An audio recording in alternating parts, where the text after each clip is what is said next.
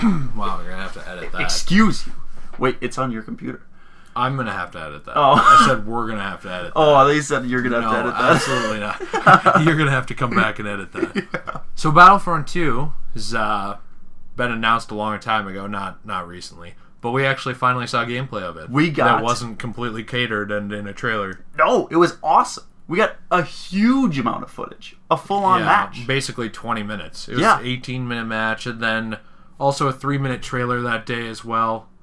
We got to see a ton. There was a ton of footage of the 3 phases and how those all changed. We got a view of an unreal-looking map. The Royal Palace looks incredible. Looks really, really good. Yeah, no, it does. Yeah, there was a lot going on. I was surprised they started with battle droids, personally, in the original trailer, just because they are really cool. But, everybody... When episode 3 and like that era, like the end of the Clone Wars, or even episode 2 wasn't in the first Battlefront, I wasn't really hearing too many complaints about the Separatists. It was more like, where are the clones? Right. And then like they start the gameplay. It's like, here's the battle droids. I'm like, well, that's good. I'm glad that's there. Yeah. One weird thing too was that, and it's something we'll see later on, is that it doesn't seem like heroes are tied to their specific era. No, because we saw Rey, we saw Han Solo on the. We'll see it later, but on the screen where you can use battle points to pick your kill streak. Really cool system, by the way. Yeah, like there was Han Solo, but then there was also, I believe, was it Rey? There was Rey, Darth Maul, obviously with the villains. There's a huge, which is really cool. They're really letting the all eras thing. Yeah, they're just making it a playground, which is super cool. That's what it should be. Absolutely, because Battlefront's not a super serious online experience. Just it's have supposed to be fun. Yeah. And there's a ton of things that we just wanted to go over really quick. Yeah, definitely. Just a quick recap. The first thing that they emphasize that is super cool. I can't believe EA did this. The season pass is free. That's like the one thing that I saw. Like I got home because I just started a new job. I got home from work. I turned on the press conference, and all of a sudden it was just like, the DLC is all free. And I was like, no way. Good. That's like the best place to start to like mend, because a lot of people were not happy about 1. Oh, no. The DLC was expensive. And it was bad. There wasn't anything to it. Yeah, it was pretty bad. So it wasn't good content, and it was expensive. But then you got an announcement from John Boyega, who plays Finn, and he announced that it's going to be free, but also that Finn and Captain Phasma are going to be the first releases from the DLC. So that'll be really cool. Yeah, and it is cool. And I don't care because it is free. I was surprised Finn wasn't in the base game at launch. Yeah. I was a little surprised by that because he was kind of a big deal in 7. But I suppose they got to withhold and keep the interest, Yeah, they want you to games as a service. Right. Yeah. Right. So that's really cool that they're going to have that, and you can look forward to things as the game goes on and get new free content, which I can't believe. As long as there's maps and characters, I think it'll be enough to keep at least me interested. Oh, especially because I'm not paying for it. Which, oh my gosh, I cannot believe EA did that. I know, a full game for $60? It's unbelievable. It never happens. No. But yeah, so then Planet Crate, I believe is what it's called, is also included in It's just a big floating box in outer space. It's a loot box is what it is. And you open it and you get gold epic gear or whatever from Injustice 2? Yeah, that's what it is. It's really okay. Cool. Yeah, it's a really good tie-in there.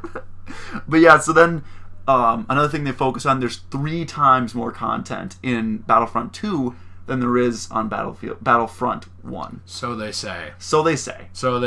But I'm not saying that's a lie, but that's an interesting statement. It really is. Are they getting rid of survival then? Because survival was an interesting thing, but it could have been much better. It ended up being really poor. You couldn't do much with it. You could play it once or twice, and then okay, I'm done with that. Yeah, exactly. Yeah, I think they they could make a better survival. That would be cool. I want to see. You remember they patched in AI battles near the end of the life cycle of 1? Yeah.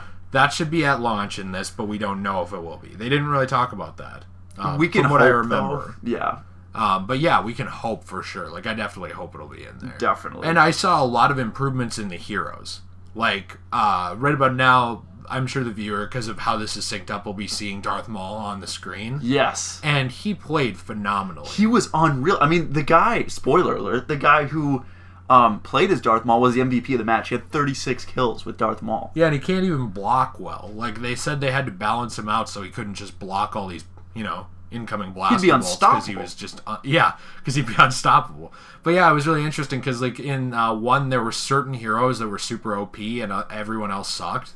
Yeah, Like Luke was pretty bad, but like Darth Maul was ridiculously good in one. Yeah. Darth Maul wasn't in the. Oh, I'm sorry. Boba Fett.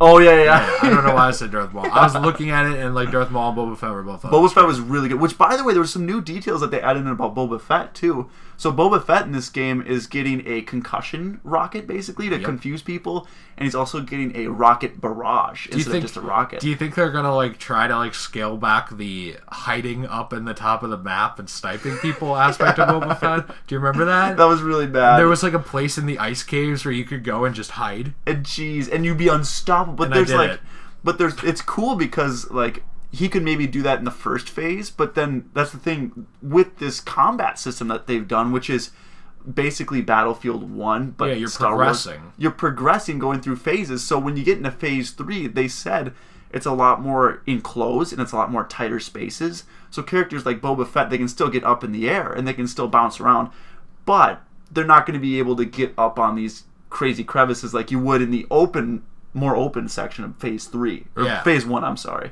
The very beginning is where it's open and then it just starts to get tighter and tighter until you get to the final just like gauntlet match at the end of the game mode.